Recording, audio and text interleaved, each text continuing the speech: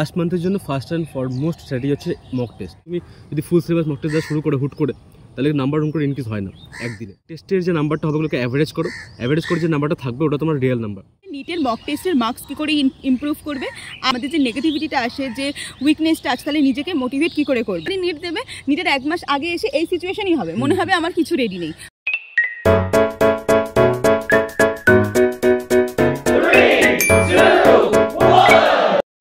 Hello everyone, welcome back to my channel. I am Devlina and he is Ankit. And আমরা হচ্ছে medical college, Malda medical college and হসপিটালের second ইয়ারের student. So তোমরা আমি কিছুদিন আগে একটা কমিউনিটি পোস্ট করেছিলাম অ্যান্ড সেখানে বলেছিলাম যে যেহেতু নিট আর 1 মাস বাকি, এখন তো আর 1 মাসও বাকি নেই, 1 মাসের থেকেও কম দিন বাকি। তো তোমাদের বলেছিলাম যে কিছু কোশ্চেন করতে, যে কোশ্চেনগুলোর আমরা আনসার করব নিট ওরিয়েন্টেড কোশ্চেন, নিট 2024-এর জন্য, বা যদি কিছু আলাদা কোশ্চেন থাকে সেগুলো। বাট এরকম না যে আমরা কোনো পার্সোনাল কোশ্চেনের আনসার দেবো আজকে, আমরা মেনলি আজকে পুরো নিট ওরিয়েন্টেড কোশ্চেনের আনসার দিতেই তোমাদের সাথে বসেছি। সো আই হোপ তোমাদের আজকের ভিডিওটা ভালো লাগবে। So without any further delay চলো ভিডিওটা স্টার্ট করি।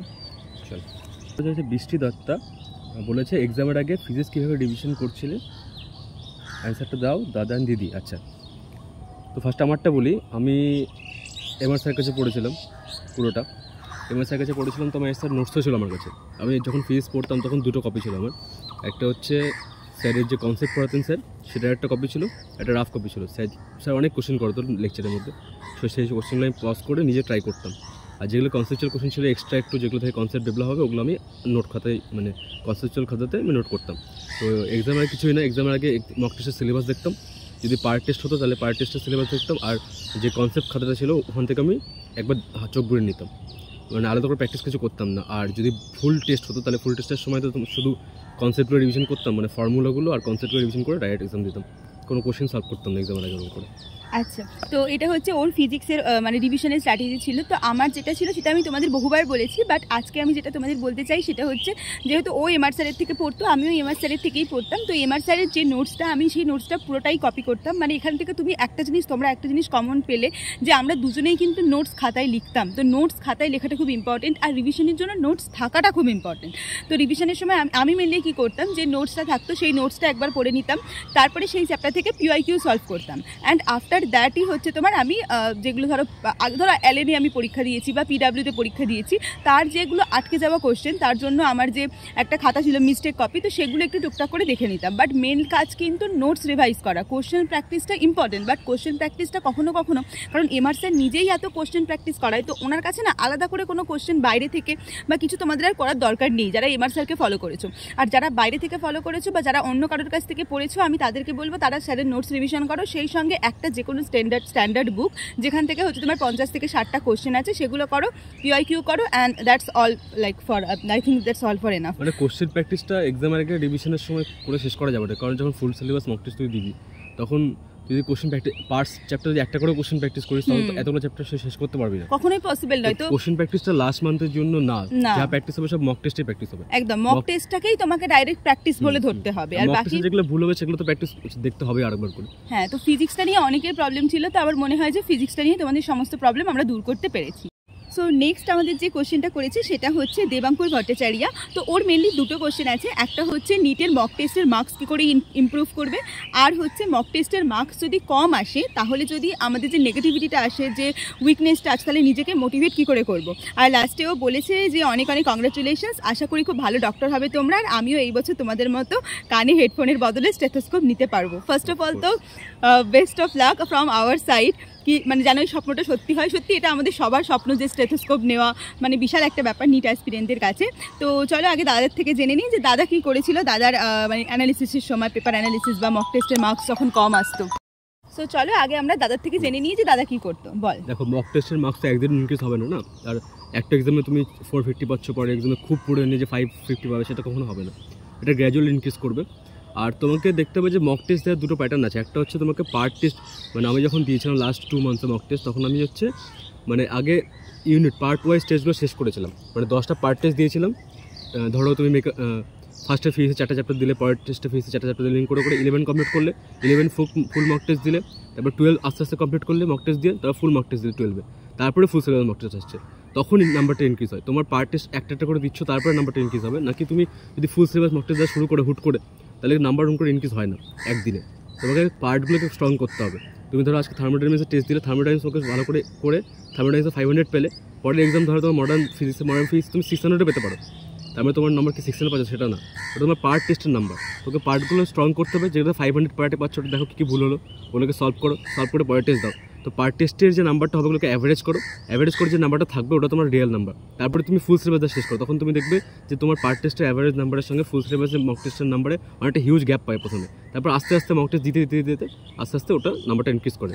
ওটা 10-12টা তো ফুল মক টেস্ট দেওয়া উচিত লাস্ট এক্সামের আগে, আর একটা মানে ইনক্রিজ দেখা যেতে পারে। হ্যাঁ, আর মক টেস্টের নাম্বার ধরো ইনক্রিজ যদি করতে চাই, এটা তো দাদা তো একটা অবশ্যই বললো, যেটা একটা মানে ভীষণ ইম্পর্টেন্ট পয়েন্ট। আর মক টেস্টের নাম্বার ইনক্রিজ করার আমার মনে হয় দুটো খুব ইম্পর্টেন্ট রিজন আছে। একটা হচ্ছে রিভিশন। আমরা বারবার দেখেছি, সেটা আমিও দেখেছি, দাদাও দেখেছি, রিভিশন যদি কম হয় মক টেস্টের নাম্বার কোনোভাবে ইনক্রিজ করবে না। আমি পড়েই যাইনি, আমি রিভিশন দিয়েই যাইনি, সেই কবে 1 বছর আগে একটা চ্যাপ্টার পড়েছিলাম, তো সেটা দিয়ে গিয়ে যদি আমি এক্সপেক্ট করি যে এখনই আমি ফুল মার্কস পেয়ে যাবো, সেটা পসিবল না। আর একটা হচ্ছে নেগেটিভ মার্কিংয়ের আবার দুটো রিজন আছে। একটা হচ্ছে কনসেপ্ট ক্লিয়ারিং, একটা হচ্ছে অতিরিক্ত তাড়াহুড়ো, নিজের উপরে কনফিডেন্স না থাকা। তো আমার মনে হয় এই তিনটে মানে পড়াশোনা ছাড়াও এই কয়েকটা জিনিস যদি তুমি প্রপারলি মেনটেন করতে পারো, তাহলে হয়তো তোমার মক টেস্টের নাম্বার একটু একটু করে বাড়বে। আর তুই এটা বল যে মক টেস্টের নাম্বার যখন কম আসতো তাহলে নিজেকে কী করে মোটিভেট করতিস? মক টেস্টের নাম্বার কম আসা মোটিভেট করার আর মানে সবচেয়ে বড় মানে জিনিস হচ্ছে আবার মক টেস্ট দেওয়া।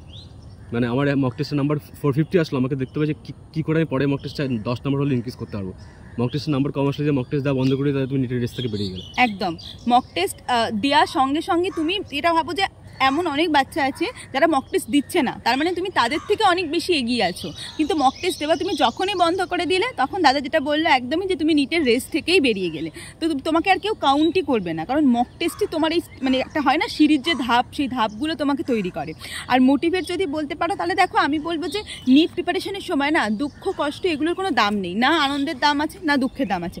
আনন্দ তো তোমার সেদিন হবে যেদিন তুমি নিটে সিলেকশন পাবে, নাকি তুমি একদিন মক টেস্টে 630 পেয়ে গেলে, এটাতে কিচ্ছু আনন্দের নেই, কারণ ওটা মক টেস্ট, ওটা নিট নয়। তো নিট যেটা হবে সেইটা তুমি কত পাবে সেটাই ডিপেন্ড করছে তুমি খুশি হলে কি না হলে।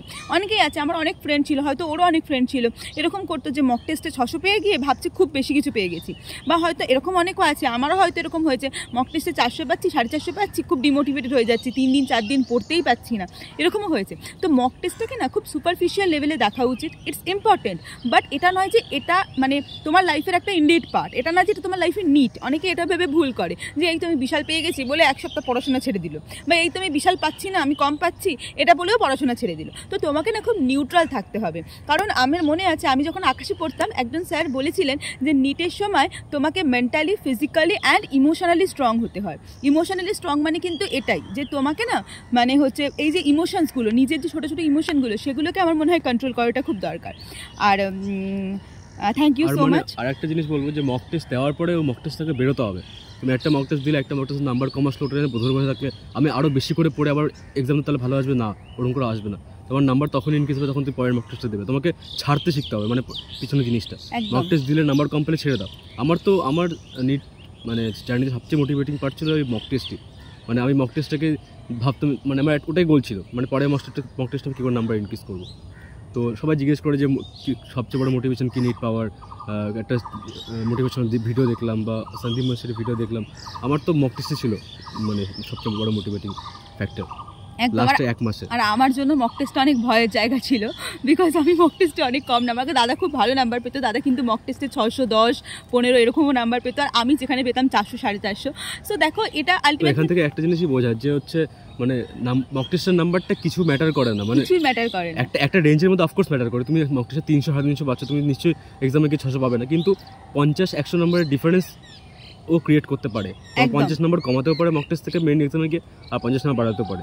তোমাকে ওই রেসে থাকতে হবে, 500 থেকে 620 মধ্যে রেসে থাকতে হবে। আর যারা নেই তারা মক টেস্ট দিতে থাকো, চলে আসবে অটোমেটিক, চলে আসবে মক টেস্টের নাম্বারটা। মক টেস্ট দিলেই বাড়বে, ছেড়ে দিলে বাড়বে না, ঠিক আছে? আর দেখো আমরা দুজনে কিন্তু দুটো ডিফারেন্ট রেঞ্জে মক টেস্টের নাম্বার পেতাম, বাট স্টিল আমরা দুজনেই ইউআর ক্যাটাগরি থেকে বিলং করি, আর দুজনেই কাইন্ড অফ সেম কলেজে আছি, তো সেম মার্কস পেয়েছি।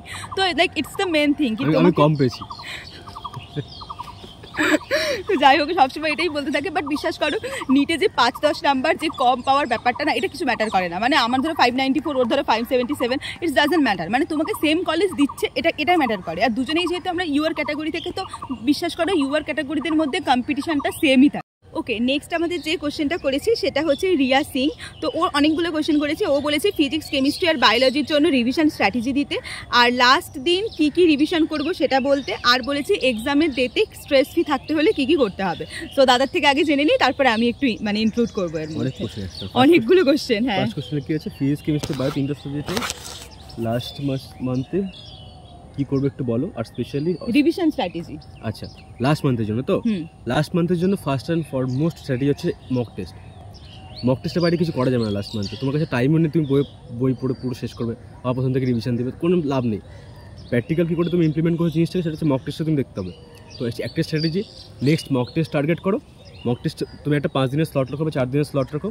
ওই 4 দিনের স্লটে তুমি যা পড়েছো মক টেস্ট, যে ওই 4 দিনের স্লটের সিলেবাস থাকবে তো যে কোনো। আমি সবসময় বলি যে মক টেস্ট স্টার্ট করার আগে তুমি পার্ট মক টেস্ট দেওয়া স্টার্ট করো, নাকি ফুল মক টেস্ট দেওয়া স্টার্ট করবে ফার্স্টে। তো পার্ট মক টেস্ট যখন দেবে, আগে যেটা বললাম, তুমি পার্টিকুলার সিলেবাস দেখো, 3-4 দিনের স্লট রাখো। 3-4 দিনের স্লটে তোমাকে শেষ করতেই হবে। যত ঘন্টার সময় লোক পার ডে পড়ে 15 ঘন্টা 20 ঘন্টা তুমি পড়ো। 20 ঘন্টা বেশি হয়ে গেল, ঠিক আছে, 12-13 ঘন্টা পড়তে হবে। হ্যাঁ, তো সিলেবাস শেষ করতে মক টেস্টের, পার্টিকুলার মক টেস্টের সিলেবাসটা, মক টেস্টের সিলেবাস শেষ করো, মক টেস্টটা দাও, ওখানে যা ভুল হচ্ছে দেখো, ওটা থেকে সরে যাও, গিয়ে নেক্সট মক টেস্টের প্রিপারেশন করো। এটাই শুধু স্ট্র্যাটেজি লাস্ট মান্থে। এই প্রথম কোশ্চেনটা আর একটা পার্ট আছে, সেটা হচ্ছে স্পেশালি কেমিস্ট্রি অর্গানিক আর ইনঅর্গানিকের জন্য কী করেছিল। তো অর্গানিকের জন্য আমার একটা কপি ছিল, সুন্দর করে নোটস বানানো ছিল সারা বছর পড়ে পঙ্কজ স্যারের। তো আমি যে কোনো এক্সামের আগে যদি অর্গানিকের টপিক পড়তো এক্সামে, তাহলে আমি ওই নোটসগুলো থেকে রিয়াকশানগুলো দেখে যেতাম, দেখে গিয়ে এক্সাম দিতাম। আর খুব বেশি টাইম লাগাতাম না দেখার জন্য, খুব কম টাইমে দেখতাম, দেখে এক্সাম দিতাম, দিয়ে যেগুলো ভুল হতো আরেকবার দেখে নিতাম। আর ইনঅর্গানিকও সেম। ইনঅর্গানিক আমার নোটস বানানো ছিল, তবে নোটসটা তো ভালো ছিল না অর্গানিকের মতো। আমি এনসিআরটি পড়তাম, থরলি এনসিআরটি পড়তাম। এনসিআরটি যে দেখবে যে বক্সগুলো থাকে না, এনসিআরটির মধ্যে বক্স করা থাকে, দেখবে আমি ভুলে গেছি, তোর মনে নেই। হ্যাঁ, মানে ডিফারেন্ট কালারে, ব্লু কালার বা পিঙ্ক কালারের কিছু বক্স করা থাকে।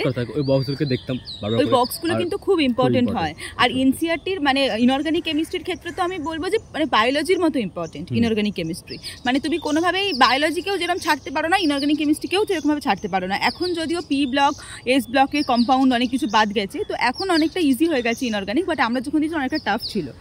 বাট ইনঅর্গানিকের জন্য কিন্তু এনসিআরটি পড়াটা খুব ইম্পর্টেন্ট। এনসিআরটির ভিতরে বক্স কোশ্চেনগুলো, হ্যাঁ কোশ্চেনগুলো, ইনটেক্সট যে কোশ্চেনগুলো আছে, বা এক্সারসাইজেরও কিছু ভালো ভালো কোশ্চেন আছে, এক্সারসাইজেও কিছু এমসিকিউ থাকে দেখবে, সেগুলোও কিন্তু খুব ইম্পর্টেন্ট। আচ্ছা, লাস্ট দিনে কি রিভিশন স্ট্র্যাটেজিটা কি হবে? ওটা তো বললাম। হ্যাঁ, ওটা তো যেরকম ভাবে বললো দাদা। আর লাস্ট দিনে কি কি মোস্ট ইম্পর্টেন্ট রিভাইজ করতে হবে সেটা একটু কিছু রিভাইজ করতে হবে না, মানে এটাই বলবো। কিন্তু আলটিমেটলি আমিও করেছিলাম, তুমিও করবে, ঠিক আছে? কি মন মানবে না যে বই বন্ধ করে বসে থাকি। হ্যাঁ, দেখবে চোখগুলো ভালো লাগবে, না হলে এক মানে কোনো কাজ ছাড়া হয়ে থাকলে কি করবো, ভয় লাগবে, অ্যাংজাইটি হবে। দেখো, লাস্ট দিনে বা লাস্ট মোমেন্টে রিভিশন করার পক্ষপাতী আমিও নয়, দাদাও নয়। কারণ লাস্ট দিনে কি রিভিশন করবে? অনেকে আছে আমি দেখেছি, বাপরে বাপ, গাড়িতে ওঠে সেই যে পড়া শুরু করতে থাকে, একদম এক্সাম হলের বাইরে যাচ্ছে তখনও পড়ছে। আমি করেছিলাম, মা তখনও পড়াচ্ছে তাকে। আমিই করেছিলাম, ও নিজেই করেছিল। কোনো লাভ হয় না, একটা কনফিডেন্স পাবে যে হ্যাঁ পড়ছি, ভুলে যাবে নাকি ভয় লাগে। আর যাওয়ার আগে আমি কি করেছিলাম, আমার বাস ছিল 2 ঘন্টা আগে, 2 ঘন্টা আগে আমি সেলুনে গিয়ে চুল কেটেছিলাম, হেয়ার ট্রিম করেছিলাম, দাড়ি কেটেছিলাম, তো এসব করেছিলাম, ভালো লাগছিল। মানে নিজেকে স্ট্রেস ফ্রি রাখা যায় যেভাবে, ঠিক আছে? আমি কি করছিলাম, আমি ওই তো বাবা মার সাথে গল্প করতে করতে গেছিলাম এক্সামের দিনকে, তারপরে একটু আমি না মানে রিকল করার চেষ্টা করছিলাম, যেটা আরো খারাপ, মানে ফটোসিনথেসিস রিকল করার চেষ্টা করছি আর মনে পড়ছে না। মানে এমন অবস্থা হয়ে গেছে এক্সামের আগে, মনে হচ্ছে বাবা আমি কিছু পারবো তো, তারপর আবার বই খুলছি, কম্পাউন্ডের নাম ভুলে যাচ্ছি, ফটোসিনথেসিসের এরকম। তো যতটা তুমি স্ট্রেস ফ্রি থাকবে না তত ভালো। আলাদা করে কিছু জোর করে যে তোমাকে আমি 10টা লিস্ট ধরিয়ে দেবো, তারপরে তুমি সেইগুলো বসে বসে রিভিশন করবে, এরকম কিছু হয় না। তোমার যদি কিছু মনে হয় যে এটা রিভিশন করলে আমার ভালো হয়, তাহলে করবে, কোনো অসুবিধা নেই। যদি না মনে হয় না করবে, লাস্ট দিনে কিচ্ছু যায় আসে না, কিচ্ছু ফারাক পড়ে না, কিচ্ছু চেঞ্জ হবে না। আর একটা যদি বলে রাখি, তুমি যতই স্ট্র্যাটেজি শুনো লাস্ট দিন কি করবে, তুমি ওটাই করবে যেটা তোমার করতে ইচ্ছা করবে, সেটা তুমি পড়বে, তুমি কিছু না কিছু পড়বে তোমার লাস্ট দিনে। ভয় লাগবে। অনেকে মনে হবে যে আমি ব্লক কেমিস্ট্রি পড়ি, কারণ মনে হবে আমি অর্গানিকের নেম রিঅ্যাকশনগুলো রিভিশন করি, তো যার যেটা মনে হবে সেটাই করবে আই গেস। আর এক্সাম ডেতে স্ট্রেস ফ্রি আর কাম কি করে থাকবো, আই গেস তোর যেগুলো বললাম তো সেম আনসার এটাই। সো আই গেস তোমাকে স্যাটিসফাই করতে পেরেছি আমরা আনসার দিয়ে। চলো নেক্সট কোশ্চেনে যাওয়া যাক। সো নেক্সট কোয়েশ্চেনটা আমাকে করেছে হচ্ছে তানিশা অধিকারী। তো ও বলেছে ও বেঙ্গলি মিডিয়ামের স্টুডেন্ট আর ও কাইন্ড অফ 0 লেভেলে আছে, কিন্তু ওর মেন টার্গেট হচ্ছে 1 মাসের মধ্যে 500 ক্রস করা। তো কী করে করবে, আর ল্যাঙ্গুয়েজ প্রবলেম, যেহেতু দাদা ইংলিশ মিডিয়াম থেকে ছিল তো আমি বেঙ্গলি মিডিয়াম থেকে ছিলাম, তাই আমার মনে হয় যে বেঙ্গলি মিডিয়াম যেহেতু কোয়েশ্চেনটা আমারই ডিল করা উচিত, আর দাদার যদি কোনো ভ্যালুয়েবল বক্তব্য থাকে সেটাও আমরা নেবো এখানে, ঠিক আছে? তো চলো, তো হ্যাঁ, যেটা আমি তোমাকে বলতে চাই, দেখো ফার্স্ট কথা তুমি এটা ভুলে যাও যে তুমি বেঙ্গলি মিডিয়ামের স্টুডেন্ট। বেঙ্গলি মিডিয়ামের স্টুডেন্ট মানে তোমার কী ডিফারেন্স হবে, তুমি আমাকে একটা কথা বলো। তোমার শুধু একটা জিনিসই ডিফারেন্স হবে, ল্যাঙ্গুয়েজ। কিন্তু এক সেকেন্ড না, লাইটটা একটু কমে গেছে, সো আই গেস ঠিক আছে এবার লাইটটা। তো তোমার একটা জিনিসেরই ডিফারেন্স হবে, সেটা হচ্ছে ল্যাঙ্গুয়েজ। কিন্তু তুমি যদি MBBS পড়তে চাও, তোমাকে বেঙ্গলি ল্যাঙ্গুয়েজের পাশাপাশি তোমাকে কিন্তু ইংলিশ ল্যাঙ্গুয়েজটা সবার আগে শেখাটা দরকার, কারণ MBBS এ ইংলিশ ল্যাঙ্গুয়েজটা খুব ম্যাটার করে, কারণ MBBS এর সমস্ত পড়াশোনা যা হয় সব কিছু ইংলিশে হয়। So like you have to learn English. এখন তুমি যদি বলো দিদি ল্যাঙ্গুয়েজ প্রবলেম আমার কি হয়নি, আমারও তো হয়েছে। আমিও তো NCERT-র একটা লাইন পড়ে মানে বুঝতে পারতাম না, আমিও তো কোনোদিনও আগে NCERT পড়িনি, আমিও তো একটা কোশ্চেন পড়ে বুঝে আনসার করতে 5 মিনিট লাগিয়ে নিতাম। কিন্তু তোমাকে আগে এটা মাথা থেকে বের করতে হবে, maybe I am Bengali medium student but I can overcome all of this things, ঠিক আছে? ফার্স্ট অফ অল এটা নিজের মাথার মধ্যে আনো। সেকেন্ড কথা যেটা বলবো সেটা হচ্ছে 1 মাসের মধ্যে 500, মানে দেখো কেউ তো আমরা 0 লেভেলে থাকি না, এটা প্রথম কথা। মানে তোমার 0 লেভেল মানে কি বলতে চাইছো? 0 লেভেলটা হয় 200 হবে, হয় 300 হবে, হয় 150 হবে। 0 মানে তো 0 নয়, তোমাকে নিটে বসিয়ে দিলে তুমি কিছু তো স্কোর করে আসবে নিশ্চয়ই, 10, 20, 15, 30, 100 কিছু তো করে আসবে। ওটাই যদি তোমার লেভেল হয়, ওখান থেকে দেখো 500 জাম্প দেওয়াটা কিন্তু এতটাও সহজ নয়, কারণ 500 তুলতে মানে আমার তো অনেক কষ্ট হয়েছে, ঠিক আছে? মানে আমার সত্যি অনেক কষ্ট হয়েছে, আমার নিজেরই 2টো ড্রপ লেগেছে। আমি বলছি না যে তুমিও আমার মতো মানে অনেক কম বুদ্ধি সম্পন্ন, নিশ্চয়ই তোমার অনেক বেশি বুদ্ধি আছে, কিন্তু এটা বলছি না যে আমি যে একবারেই 500 জাম্প করার কথা তুমি ভাবছো। আর 1 মাসে তো পসিবলই নয়, তুমি যদি প্রথম থেকে ভাবতে, সারা বছর ভাবতে, সেটা হতে পারে। হ্যাঁ, এবার এখন তুমি বলতে পারো তাহলে দিদি আমি কী করবো, আমি কি একদম হাল ছেড়ে দেবো? তো সেখানে আমি বলবো একদমই না, একদম হাল ছেড়ের কিছু নেই। কারণ আমি নিজেই আমার নাম্বারটা আমার 279 বা 289 ছিল, ওখান থেকে গিয়ে আমি 500-এর কাছাকাছি 489-এ করেছিলাম। তার মানে একটা হিউজ জাম্প কিন্তু আমারও হয়েছিল, ঠিক আছে? 200 থেকে 250 বা 300 জাম্প বলতে পারো। তো এই জাম্পটা দেওয়ার জন্য আমি কি করেছিলাম, আমি একটা পুরো লিস্ট বানিয়ে নিয়েছিলাম। আমি শুধু এটাই ভেবেছিলাম যে 1 মাসে আমার একটাই কাজ, গোটা এই যে নিটের সিলেবাসটাকে আমাকে কভার করতে হবে যেন তেন প্রকারে। তাতে যদি আমাকে দিনে 24 ঘন্টার মধ্যে 22 ঘন্টা দিতে হয়, আমার 2 ঘন্টা ঘুমোতে হয়, আমি তাও করব। তাই জন্য আমি কী করেছিলাম, আর কি করেছিলাম, মেনলি একটা ভিডিও দেখতাম, PIQ সলভ করতাম সব কিছুর। বায়োলজি আমার কাইন্ড অফ রেডি ছিল বলতে পারো। তোমার যদি বায়োলজিও রেডি না থাকে তাহলে তুমি বায়োলজিটা এখন শুরু করো, একটা করে চ্যাপ্টার প্রতিদিন পড়া শুরু করো। মানে একটা করে চ্যাপ্টার তো হবে না, একটা করে 11-এর চ্যাপ্টার, একটা করে 12-এর চ্যাপ্টার পড়া শুরু করো। ফিজিক্স আর কেমিস্ট্রির ক্ষেত্রে একটা ভিডিও দেখো, ভিডিও লেকচার দেখো, 2x-কে দেখবে, কিসে দেখবে জানি না, বাট দেখো, অ্যান্ড PIQ করো। যদি তুমি এটা শেষ করতে পারো তাহলে তুমি এবং একটা ডিসেন্ট নাম্বার তুমি অফকোর্স ডিজার্ভ করছো। আমি বলবো না সেটা 500, আমি বলবো না সেটা 550, আমি বলবো না সেটা 450, সেটা তুমি তোমার এই 1 মাসটাকে কেমনভাবে ইউটিলাইজ করবে তার উপরেই ডিপেন্ড করছে তোমার নাম্বারটা।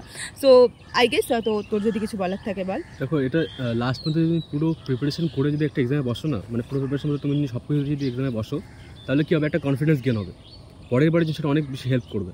তুমি এখন যদি হাল ছেড়ে দাও, তুমি পরের বার এক্সাম হবে, রেজাল্ট বেরোবে, ওয়েট থেকে যাবে। একবার মানে পালাতে শুরু করলো না, তখন না সবসময় পালাতে থাকবে। আর এই ওয়েটটা কোনোদিনও শেষ হবে না, প্রতি বছর যতবারই নিট দেবে, নিটের 1 মাস আগে এসে এই সিচুয়েশনই হবে, মনে হবে আমার কিছু রেডি নেই, মনে হবে আমি কিছু পাচ্ছি না, ঠিক আছে? তো তোমাকে এই কনফিডেন্সটা নিজের মধ্যেই আনতে হবে। এই 1 মাস এত খাটো যে হ্যাঁ, এটা যেন তোমার মধ্যে মনে হয় যে 1 মাস খাটলে আমি নিট পেয়ে যাবো, এই কনফিডেন্স নিয়ে খাটো, ঠিক আছে? সো আই গেস তোমার এই ডাউটটা ক্লিয়ার হয়েছে। চলো আমরা নেক্সট কোশ্চেনের দিকে যাই। শতাব্দী সামন্ত নামে একজন কমেন্ট করেছেন, 2-3 মাস টানা পড়ি, তারপর আবার 2 উইক পড়া হয় না, টেনশন, চিন্তা, প্রোক্রাস্টিনেশন করে ডিস্ট্র্যাক্টেড হই, কীভাবে লং টার্ম স্টাডি মেনটেন করবো? আচ্ছা, 2-3 মাস টানা পড়ি তারপর পড়া হয় না, তুমি একটা প্ল্যান করো। একটা প্ল্যান হচ্ছে একটা মানে পুরো মাস, মানে পুরো ইয়ারের জন্য একটা প্ল্যান করো।